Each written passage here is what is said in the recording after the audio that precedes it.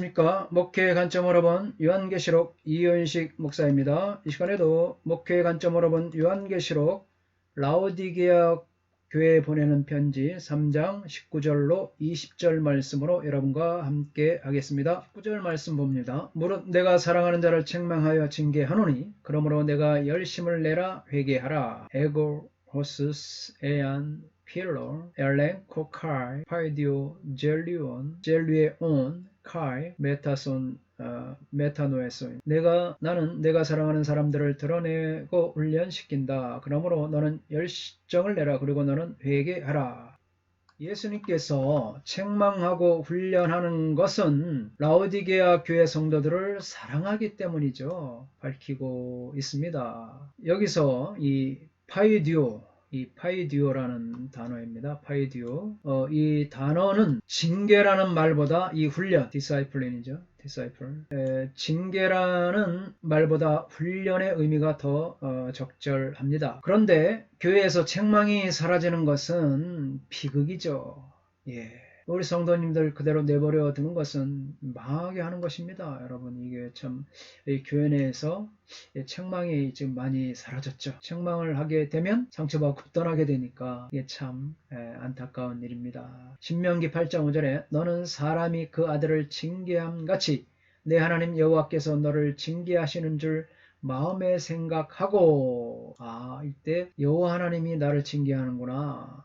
그런데 이거는 한편으로 이제 이 주의 종들이 잘못 자신의 사심을 드러내서 징계함으로 정말 상처받고 떠나는 게 그게 문제가 되는 거죠. 그러나 성도님들을 사랑하고 아끼는 마음으로 징계를 한다면 하나님께서 지금 나에게 사인을 주시는구나. 그래, 내가 하나님의 백성으로 다시 살아야 되겠구나. 올바로 써야 되겠구나. 반드시 성도들은 이런 마음을 먹게 되는 것입니다. 신약 성경에서는 히브리서 11장 6절에서 기록된 말씀을 연상하게 하고 있습니다. 이 말씀은 현재 라오디게아 교회를 향하여 책망하시는 정황에 매우 적절하게 적용이 됩니다. 라오디게아를 향한 권면은 그들이 이제 회개하는 것이죠. 여러분, 회개하는 것입니다. 그들이 회개하는 것. 또 그것을 그들의 습관이 되게 하여 주님을 위해 계속적으로 열정적으로 살아가는 것.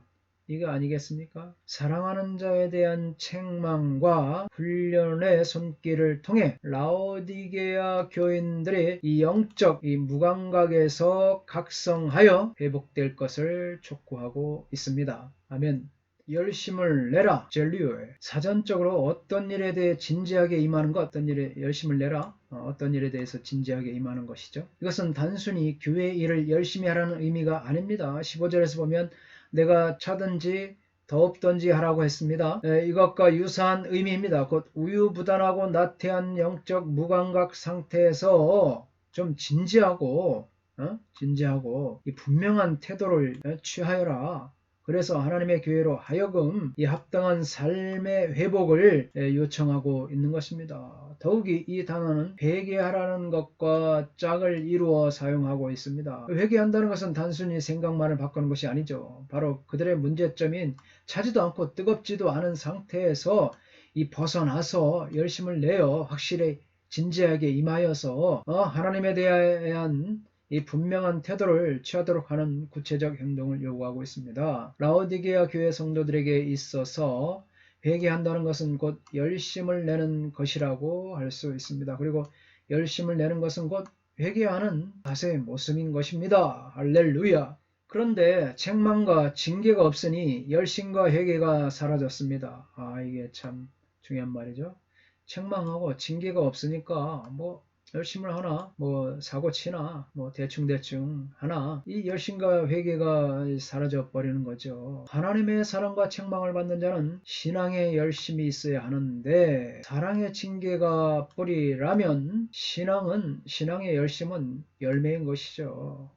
징계가 뿌리입니다. 사랑의 징계가 뿌리에서 열심은 열매를 맺는 것입니다. 오늘 자신이 처한 미지근한 신앙을 우리가 어떻게 해야 되겠습니까? 회개하고, 신앙의 자만을 어떻게 해야 합니까? 회개하며, 공고한 것을 어떻게 합니까? 회개하고, 우리가 회개하고 아련한 상태에 처한 것을 어떻게 합니까? 회개하여야 할 것입니다. 회개하면 죄의 질, 또 죄의 양, 죄의 기간 이런 게 아무 필요가 없는 것이죠. 아멘. 20절입니다. 볼지어다 내가 문 밖에 서서 두드리노니 누구든지 내 음성을 듣고 문을 열면 내가 그에게로 들어가 그와 더불어 먹고 그는 나와 더불어 먹으리라. 아멘. 보라 내가 문 곁에서 왔다. 그리고 내가 두드린다. 만일 누구든지 나의 음성을 듣고 문을 연다면 또한 내가 그에게로 들어갈 것이다. 그리고 내가 그와 함께 그리고 그 자신이 나와 함께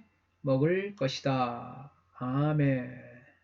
자, 20절의 본문은 어떻게 보면 이제 신앙, 우리가 대다수 신앙 공동체 밖에 있는 사람에 대한 초청과 약속으로 우리 자주 인용하고 있죠. 그러나 오히려 연약한 교회의 회개를 촉구하는 요청이라는 것입니다. 이게 좀 특이하죠. 연약한 교회의 회개를 요청하는 요청.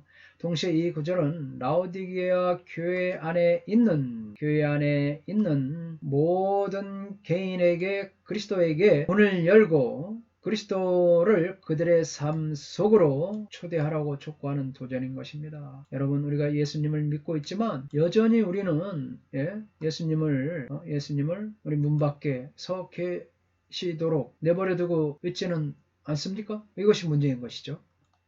예수님은 현재 각 사람의 이 문에 서서 계시고 있습니다. 이 문에 서서 자신이 와 계신 것을 알리며 문을 두드리고 있는 것이죠. 이에 대한 묘사는 아가서 5장 2절을 묘사한 것입니다. 나의 사랑하는 자의 소리가 들리는구나. 문을 두드려 이르기를 나의 누이 나의 사랑 나의 비둘기 나의 완전한 자여 문을 열어다오. 그러나 조건이 있습니다. 누구든지 내 음성을 듣고 문을 열면 이것은 인격적 반응의 중요성을 강조하고 있습니다. 인격적으로 반응해야 된다는 거죠. 요즘 사람들은 마음의 문을 열지 않습니다. 특히 코비드로 인하여서 더 이 전도의 문이 더 닫혀 있는 것 같습니다. 그래서 많은 이제 관계자들, 교계 관계자들, 학자들, 이 전도의 방식이 이제 달라져야 되지 않느냐? 코로나 시대 이후에, 코로나 이후에는 반드시 이 관계 형성이 달라져야 되는 줄 믿습니다. 교회 내에서도 목사와 장로, 목사와 성도, 성도와 성도들끼리 마음을 열지 않습니다. 마음을 열지 않으니 말씀이 들어가지 않습니다. 여러분이 닫혀있는 문, 얼마나 참 우리 마음의 문, 교회의 문이 이렇게 혹시는 닫혀있지는 않습니까? 그래서 이 예수님이 마음 밖도 이 교회 밖에 계시고 있는 거죠. 네. 이 홀만 헌트에 예수님이 문 밖에 서 계시는 그림이 있죠. 이 세상의 빛, 세상의 빛이라는 아주 참 유명한 그림이 있지 않습니까? 이 그림이 지금 옥스퍼드 케이블 대학에 걸려있다 합니다. 이 그림은 큰 대문 앞에 이 가시관을 쓰신 예수님께서 손에 등불을 들고 문 밖에 서서 조용히 문을 두드리시는 그림입니다. 이 문 앞에 오랫동안 문을 열지 않아 사람의 발길이 끊어졌기 때문에 잡초가 우겨져 있습니다. 이 그림을 보고 어떤 사람이 헌트에게 묻습니다. 선생님, 이 그림은 잘못 그려졌습니다. 그 이유는 문에 손잡이가 없으니 이 문을 열 수 없다는 것이었습니다. 이때 헌트는 이 문은 안에 손잡이가 있기 때문에 안에서 열어야지 밖에서는 열게 되어 있지 않습니다. 안에서 열어줘야 되는 거죠. 네, 안에서 예수님께서 열어줘야 되는 거죠. 예수님의 두드림에 열어줘야 되는 것입니다. 이 바깥쪽에는 문고리가 없습니다. 안에만 문고리가 있습니다. 안에서 문을 열어야만 들어갈 수 있습니다. 주님은 우리의 구주신데 라오디게아 교회가 안으로 모셔드려야 할 예수님을 이 문 밖에 서 계시도록 방관하고 있는 것입니다. 베드로전서 3장 20절에 그들은 전에 노아의 날 방주 예비할 동안 하나님이 오래 참고 기다리실 때에 순종치 아니하던 자들이라. 방주에서 물로 말미암아 구원을 얻은 자가 몇 명뿐이뇨? 몇 명입니까? 노아의 가족들 아니겠습니까? 그는 나로 더불어 먹으리라. 나로 더불어 먹으리라. 예, 그는 나로 더불어 먹으리라. 영적 사랑의 교제에 대한 비유를 의미하고 있습니다. 신인과 사랑에 찬 영적 교제를 가리키고 있다. 또 마음과 몸의 안식을 누리면서 기쁨과 즐거움 속에서 나누는 애정의 식탁을 의미한다. 금세에서 시작하여 내세에서 완성될 복된 교제이다. 종말론적인 의미가 아닌 그리스도와의 영적인 연합을 의미한다. 그리스도와 성도들 사이에 가장 친밀한 교제에 대한 약속이다. 그래서 이와 같이 박윤선 이상구, 저건태 앤드릭슨, 렌스키, 레드 같은 사람들이 주장을 했습니다. 두드리노니 이 헬라어의 크루어죠.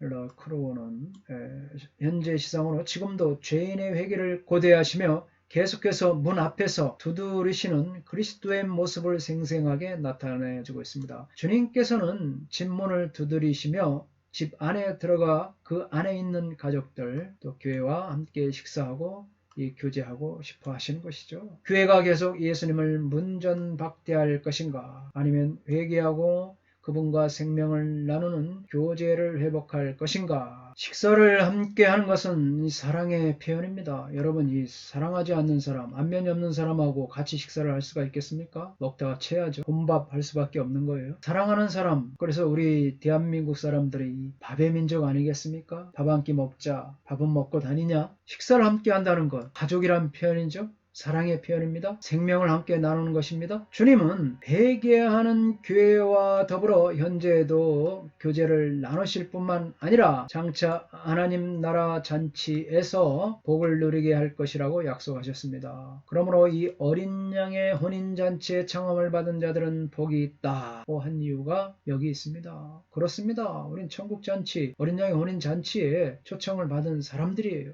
그렇기 때문에 복이 있습니다. 그래서 주님과 더불어서 함께 식사를 하는 거죠. 교제를 나누는 것입니다. 이 어린 양의 혼인잔치에 초대하는 것. 이 말씀은 예수님의 재림에 대비하라는 말씀으로 기록된 누가복음 16장 37절과도 관련이 있습니다. 그래서 말씀을 보면은 너희는 마치 그 주인이 혼인집에서 들어와 문을 두드리면 곧 열어주려고 기다리는 사람과 같이 되라. 주인이 와서 깨어있는 것을 보면 그 종들은 복이 있으리로다. 내가 진실로 너에게 이르노니 주인이 띠를 띠고 그 종들을 자리에 앉히고 나와 수종 들리라. 아멘. 이 본문에서 주인은 자신을 기다리다가 문을 두드릴 때 열어준 종들과 함께 자리에 앉아 음식을 먹고 그들을 수종 들기까지 합니다. 그래서 수종 들다 이 의미는 종이 주인을 위해서 하는 행위를 의미하고 있습니다. 이 동사는 음식을 먹는 식탁에서 음식을 제공하기 위해 기다리는 모습을 그려주고 있습니다. 그래서 뭐냐? 마지막 날에 예수님께서 재림하셨을 때 교회와 갖게 될 무엇을 의미하냐면 이 종말적 잔치의 모습을 그려주고 있습니다. 그런데 이러한 종말적 축복의 현재적 경험은 라오디게아 교회 성도들이 문을 열 때 가능하죠. 오늘날 누구겠습니까? 바로 저와 여러분, 교회가 아니겠습니까? 아멘. 예수님은 라오디게아 교회 신자들이 손을 뻗을 수 있는 곳에 계십니다. 항상 계신다는 거죠. 주님은 항상 사랑이 식어 차갑고 이 세상이 제공하는 것을 추구하는 데 휘말린 라오디게아 교회 신자들의 마음의 문 밖에 서 계시기 때문입니다. 하나님은 그들이 자기와 더불어 먹고 또 이전에 알고 있었던 교제를 회복할 것을 촉구하고 계십니다. 아멘. 사랑하는 여러분, 우리가 여호와 하나님께 돌아가십시다. 우리 모든 것 묻지도 않고 따지지도 않고 주님은 용서해 주시고 또 교제를 나누길 원합니다. 이런 풍성한 교제가 교회와 여러분들의 개인과 가정에 임하시기를 예수님의 이름으로 축복합니다. 다음 시간에 라오디게아 3장 이어서 말씀 보겠습니다. 감사합니다. 건강하십시오. 샬롬.